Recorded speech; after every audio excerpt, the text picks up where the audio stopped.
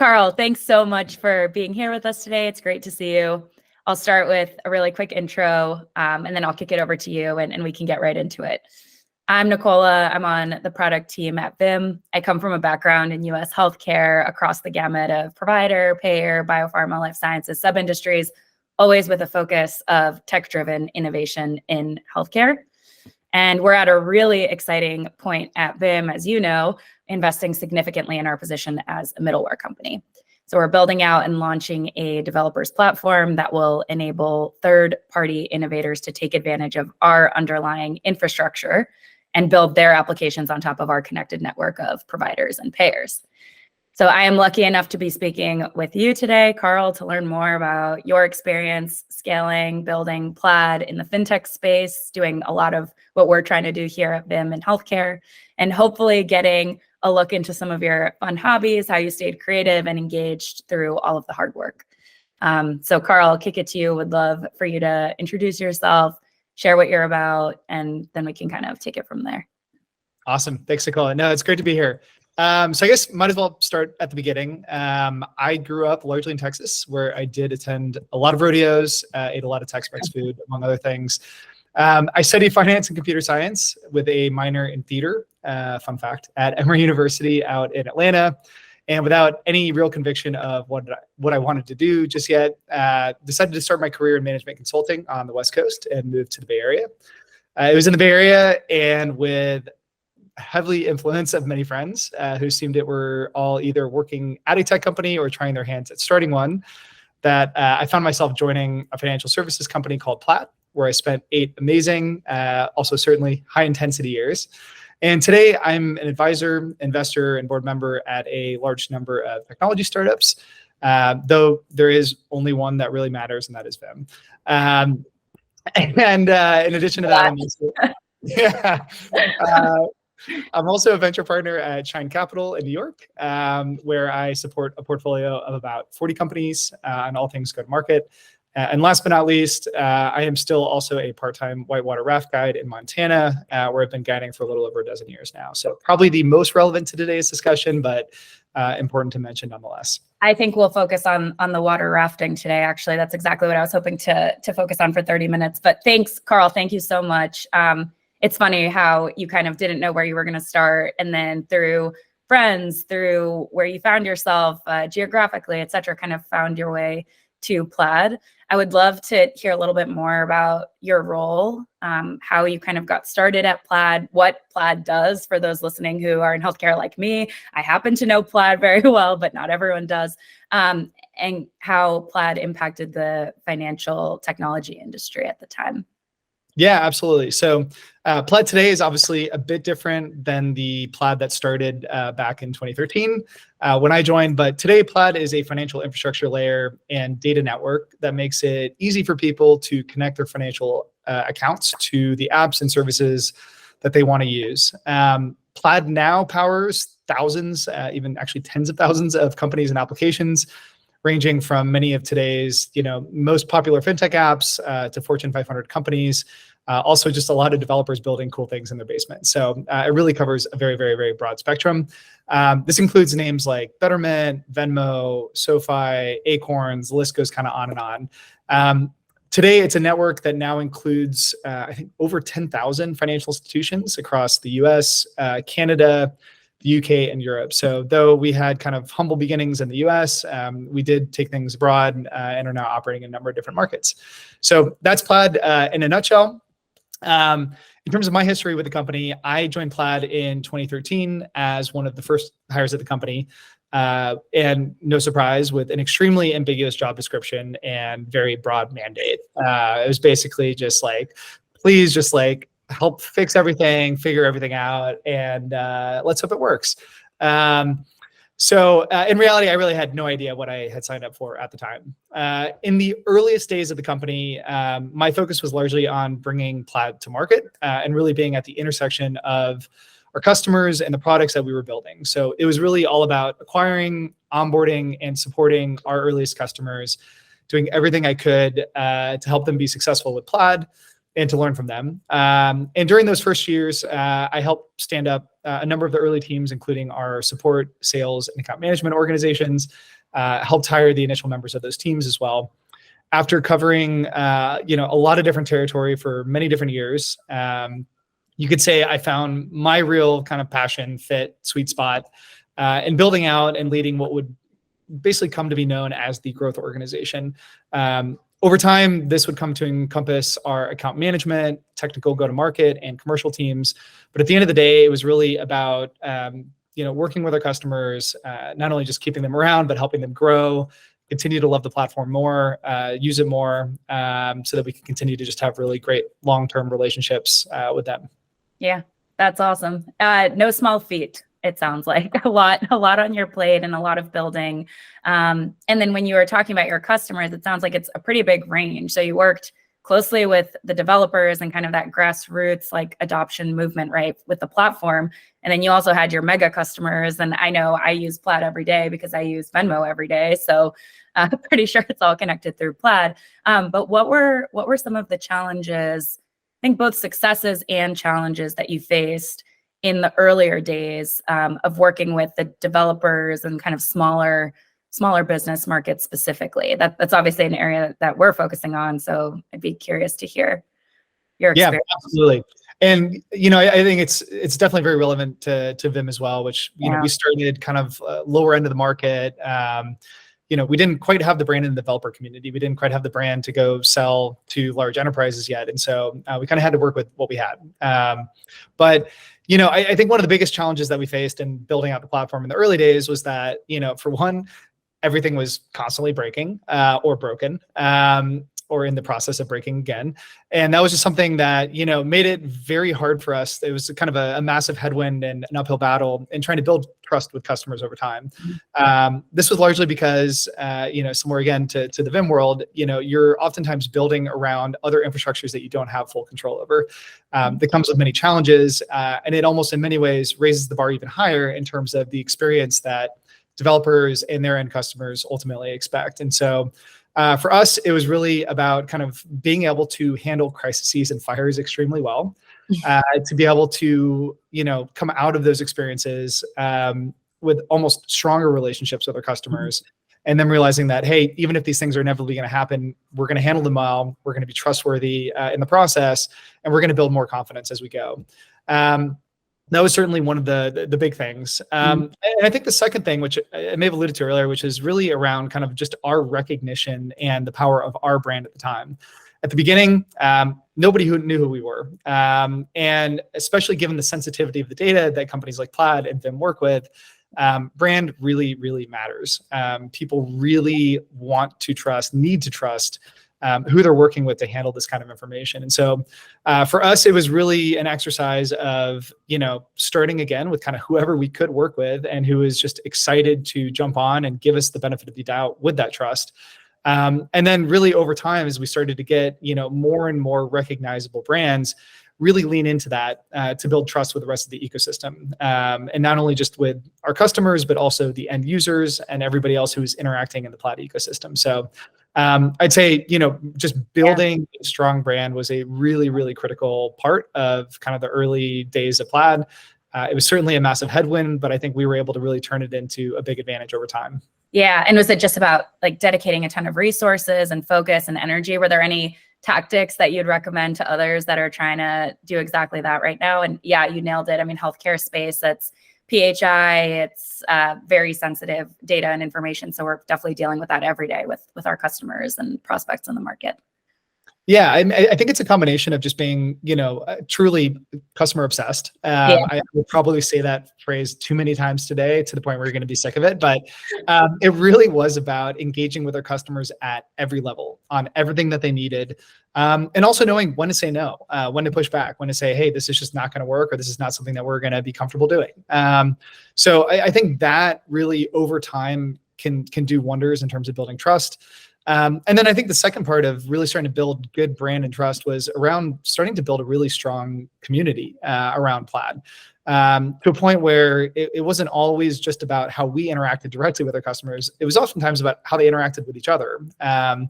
and how they talked about Plaid in the ecosystem. And so I really do think that the community element is actually a really, really important thing as well. But I think the combination of that with just being very thoughtful in how you're designing and rolling out the product, about listening to customers, about what they really care about, what they need, what they want to see, all of those things really just go the distance in terms of helping you build the kind of credibility that you need to operate at the level that you want to. Yeah, no, I mean, it totally makes sense. It's like so clear and obvious and yet not obvious and so hard to execute. So thank you for sharing that. Do you have, I'm curious, a moment at Plaid that you think of as like your momentum shift or a success story or kind of that moment where things started to pivot and really feel like they were moving in the right direction, where growth accelerated, where you guys were just really riding the wave, and what kind of led to that and fueled that? Yeah, I mean, the first day that our first dollar hit the bank account, that was nice. Yeah. But that one aside, I think there were a couple of things. It's funny, you mentioned Venmo earlier. That's obviously one of the bigger and more popular names. And for us, that was kind of like David going after Goliath in terms of customer, just, brand at the time. We got very lucky. We, were able to kind of attach to Venmo as a customer in a very early, time in their rollout, kind of right as they were starting to make it big. We really benefited a lot from that. That became, the type of brand, the type of name that we could really use over and over again to help with that credibility piece. And so, once we were able to get a customer like Venmo on, it really created a lot of tailwinds. It really helped us in so many different fronts going forward. It helped us with volume. It helped us to test more, to develop more, to build faster, to learn from, what was happening live in a more real-time way. So there were a lot of big moments that, or a lot of big things that we benefited from that moment with. I think the second one for me was, kind of back to that community element. When we got to the point where we started to see the community self-sustaining itself and starting to operate, without us, at different junctures, that was a big moment too. That's when we realized like, hey, this, is something that we can actually see grow exponentially without us having to put, the same amount of effort in day to day. Our customers are going to be our advocates for us. The community is going to speak for itself. It's going to help amplify what we're doing and what we're capable of, so that more and more people can start to build on Plaid. And so that was a really, really big thing as well, was, just seeing the investments pay off in the community and start to see that really take off in a really self-sustainable and kind of forward propelling way that help pay dividends over the long term. Yeah, no, that's fantastic. And definitely an area we're digging into, understanding where do we meet these developers? Where do we find them? How do we participate? Where do they want the most help? I think one area that we're really digging into from a healthcare perspective are like the right use cases, the right problems to be solving, right? So I'm curious, how do you feel like your early customers identified those right problems to solve? How did they kind of define, their scope of work and figure out like, hey, I need to work with Plaid technology and integrate because I can, 10x my solution if I bring it into X workflow. And how did you kind of guide them along the way? And then you talk a lot about the self-sustaining. So I think a combination of how did you guide them and how did they kind of find these right problems to solve? And how did you see that evolve in the community in a more self-sustaining way? Yeah, I think on one side, one of the great things that I do see a lot of parallels with Plaid and Fintech and Vim and healthcare tech is that, we were really emerging at a time where a lot of things were broken. The way of doing things in finance, in financial technology at the time, it was archaic. Things were clunky. They just did not work well. And so there was just a lot of obvious gaps. And I think there's a lot of similarities in the healthcare space today, where there's a lot of known problems. There's a lot of known gaps. And the second piece that's really helpful with that is that you start to see that there's a lot of people that are actively trying to go solve those problems.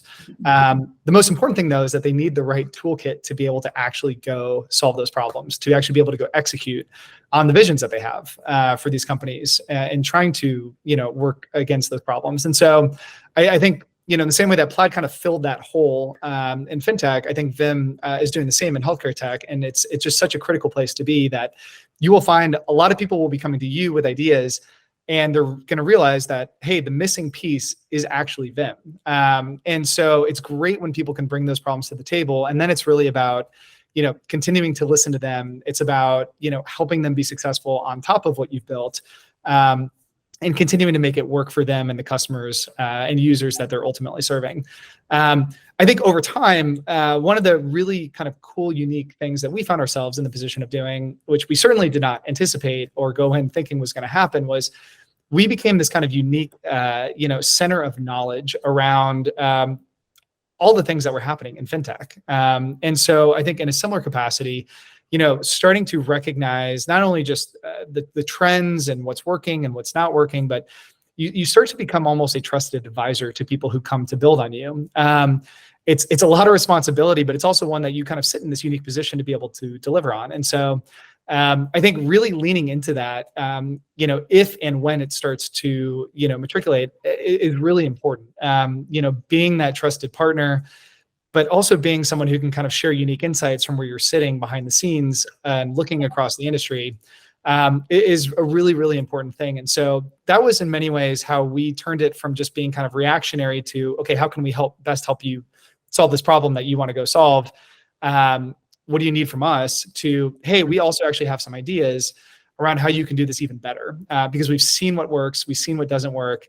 We're going to now bring the benefit of that experience to the table and help you, design something that's going to be even more effective. So I think that's, probably one of the most powerful ways that you can really kind of help guide your customers is by taking the learnings across the ecosystem in the unique position that you sit in and really kind of help redeploy those in a really efficient and effective way to your customers. Yeah, no, I mean, it makes sense. You're building the platform, you're scaling and growing like crazy.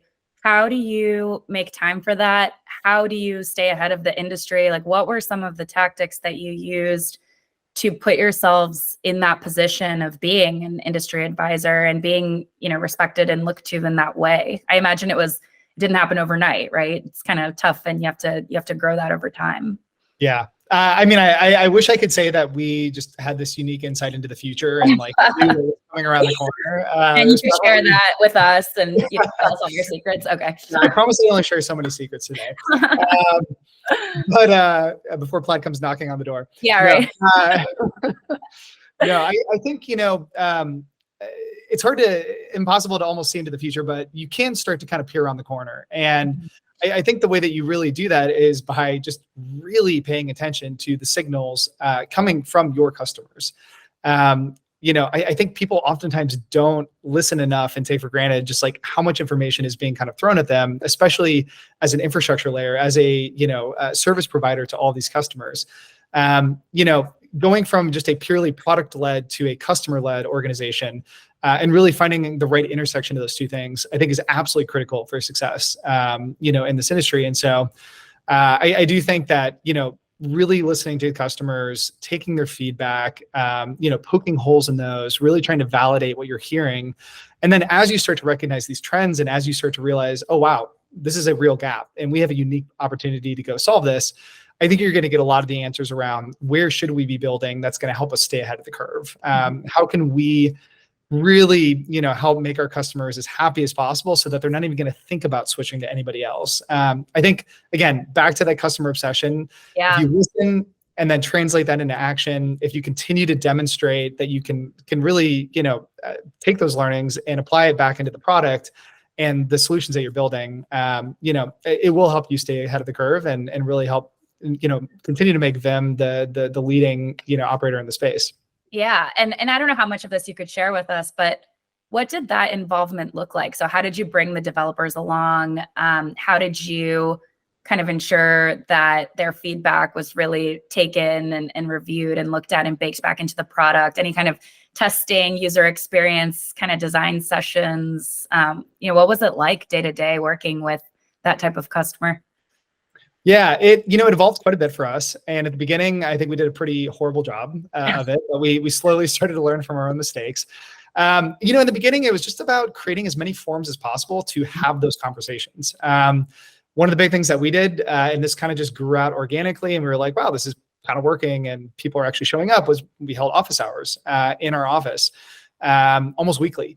And, sometimes people would show up and you'd be like, okay, this is someone who's never going to build an actual app on us, but like, they just really want to be here. And it's great to have that conversation with them. And sometimes you're like, oh, wow, that's someone from a big company that could actually use this in the future. Like, we really got to like do this right. But regardless, what you get from all of the people that show up there is the fact that they're there in the first place means they're interested, they have feedback, they have ideas, they want to be a part of the conversation. And I think continuing to stoke that flame, continuing to, provide forums for those discussions was really big. Over time, as the company gets more sophisticated in how it manages customer relationships, as you have just way more to manage, baking more kind of formalized processes around these things is really important. So figuring out, the right cadence of QBRs with larger customers, figuring out the right cadence of just sending out surveys, CSAT or otherwise, and just saying, hey, we just want your opinion. We value your opinion.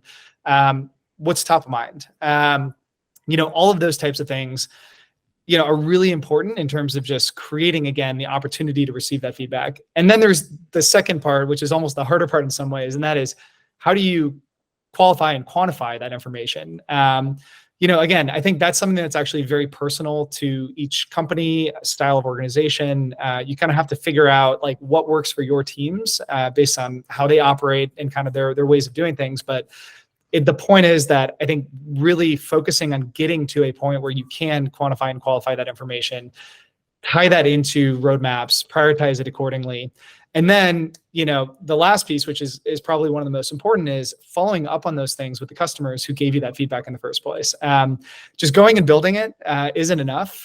Going back to the customers and saying, hey, we heard you, we built this thing. And now we'd actually love your help in testing this before we roll it out across the broader market.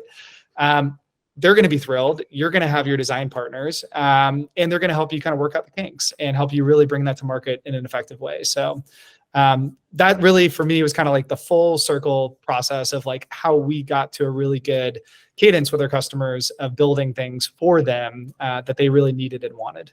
Yeah, for sure. Okay, great tidbits, filing those away. Came off of a QBR last week. So, we're doing something right there with some of our customers already, but very helpful. Thanks, Carl. And, applying some of those lessons learned from the fintech industry back to health tech. And I think it's a little bit different in terms of today, at least, where healthcare is at in terms of interaction between health tech companies and developers versus fintech and developers, and what Plaid was able to do in fintech for that community.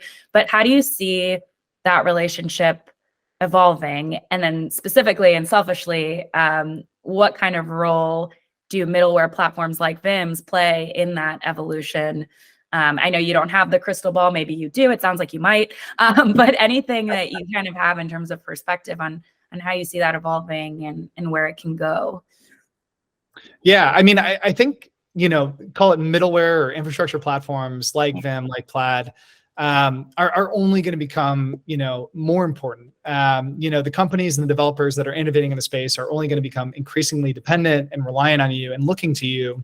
And it's going to start not only just as a service provider, or it may start just as a service provider, and that's how you feel what the relationship is at the beginning. But over time, they're really going to look to you as a partner, as a thought leader, as someone who, again, like sits behind the scenes, sees everything, has a great pulse on what's happening, and can really kind of help guide their businesses to the next level. And so not only do I just think, again, that like Vim sits in this like absolutely critical position and a really like very important one that companies are going to increasingly, realize, but it also comes with like increased expectations. They're going to want a lot from you, and they're going to expect less issues, and they're going to expect more professionalism. And, those are all things that come kind of with the maturation of the business. But I think those are the types of things that, you can and will expect to see come out of them just becoming more of a kind of centralized player in the space.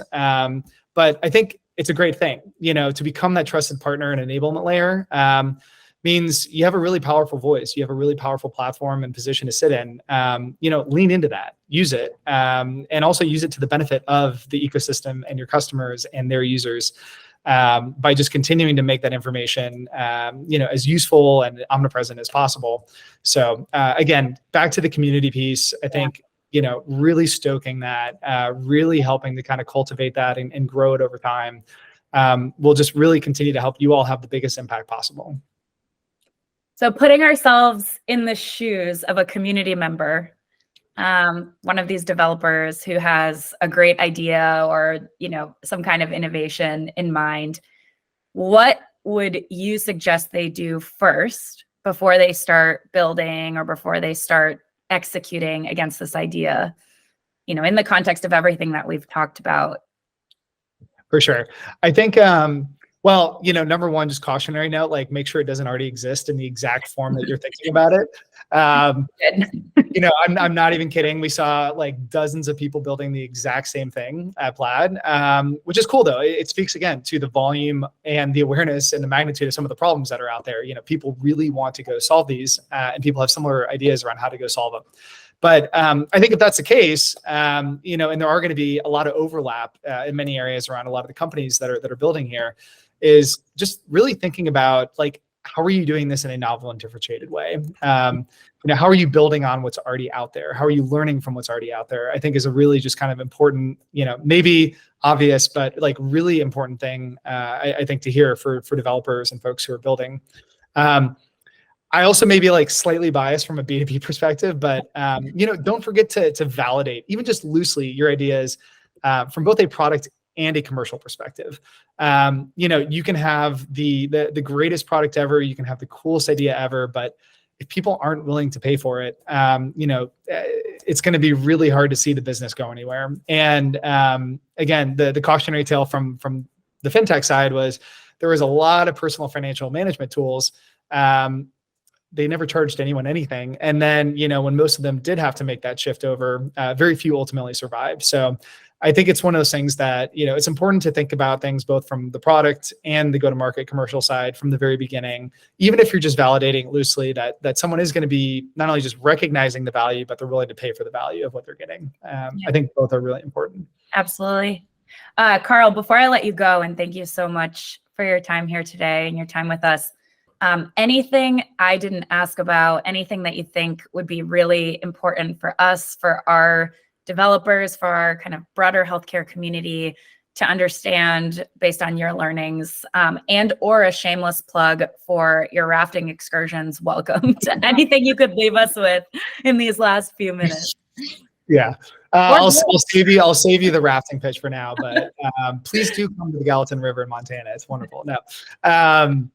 But no, I think, I'll actually just bring it kind of back to one of the core themes of the day, which I think really is about just like being customer obsessed, was probably over the 8-year time that I spent at Plaid was probably the most important like takeaway for me. If I had to just like only focus on one thing, was just really going deep, listening to our customers, and then really just trying to deliver on what they're looking for and what they're asking for. It really was kind of at the core, I think, of our success, and really helped us that when we came to those tough renewal discussions over time, as the space got a lot more crowded with competitors, it was what kept people around. They really felt like they could trust us. They really liked us. They liked the relationships that we built. They felt like we were investing in them. And so all of that really just stems from, keeping an eye on that and making that, the most important thing that you do. So I think Vim's already on a great path in that direction. I'm really excited about what y'all are building and can't wait to continue to be a part of that journey going forward.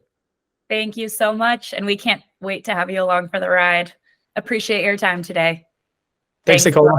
Thank you. Bye.